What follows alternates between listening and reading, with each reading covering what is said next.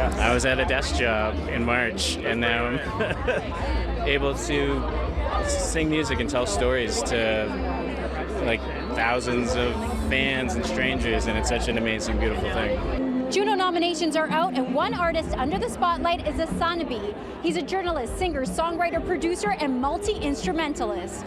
The artist is being nominated for Contemporary Indigenous Artist or Group of the Year and will be performing at this year's Juno Awards. It's amazing to be in there with friends. You know, it's the Contemporary Indigenous category, and to see that list of people and then I kind of know most of them now is so surreal.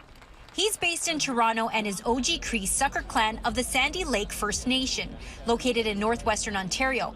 Although he's been a musician for a while now, his musical journey to make this album happened in the last few years. Because it was the pandemic that actually led to the creation of this album, because it was just, I spent the first year of it just talking to my grandfather over the phone, and it wasn't even an album at the start, it was just those conversations.